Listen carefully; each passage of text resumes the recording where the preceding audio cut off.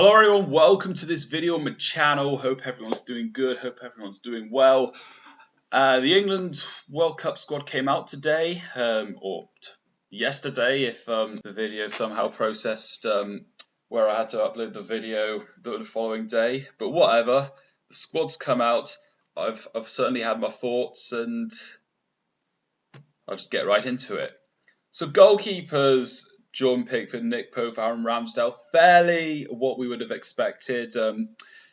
I do like Dean Henderson, but he has been hit and miss this season. And even though I've slated Ramsdale a lot, he's done well enough for Arsenal to keep a spot in that squad. But as long as he doesn't play, then I'm fine with that. And then the defenders. Well, we come to my biggest issue with the squad, and that is no Fikayo Tomori. He should at least be third centre-back on here as far as defenders go. But yet he's not being called up. Connor Cody, well, you'd imagine he'd have fallen a place behind, given that whilst he is a good option, he's not really a challenger for the main spots. But Tomori is. I was happy to see that there's no Mark Guehi on here. Eric Dyer, he's okay. Not necessarily somebody I would start, but the fact that he did play in the last two Nations League games, it does make sense to have him in the squad. Ben White's back. Whether he starts or not, I don't know. Kieran Trippier's in there. I think he's got to start.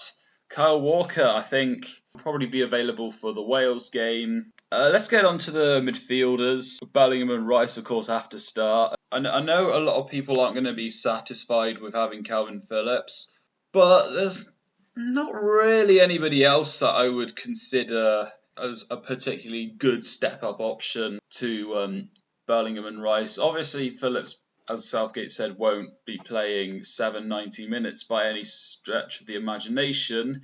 But I think, given what he has done and what we know he can do, and his fitness in general, even though he had that long injury, I'd say it was a right call, but shouldn't start.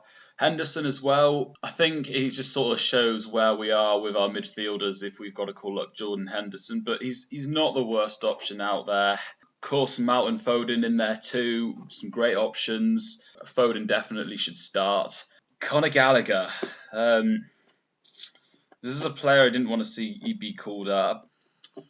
To be fair, in that Hungary game, I wasn't as mad at him as I was with Ramsdale, Guehi, and Mount. It's just that I don't think Gallagher's very effective. And then up front, well, one thing that stands out is no Tammy Abraham, no Jadon Sancho. I guess I'm not too surprised with Jadon Sancho, even though I'd have liked to have seen him in there. But Tammy Abraham, I'm not surprised that he's not being called up given that his form. But for a while, he was the number 2 to Harry Kane's position. We expected Ivan Toney to be there, and he's not. Callum Wilson is there. I'd say that he's not necessarily my first choice in terms of backup strikers, but given what he's done, it makes perfect sense for him to be there. Aaron, I'd be happy to see him play. And of course, James Maddison. Well, probably should have. Well, he's a midfielder, winger option.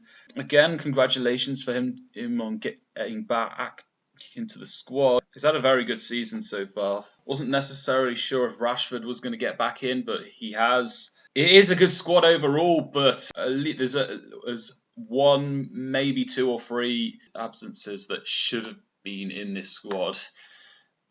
I'm fairly happy, but it's not perfect by any stretch of the imagination. But I'm going to leave it there. That's my general thoughts on the squad.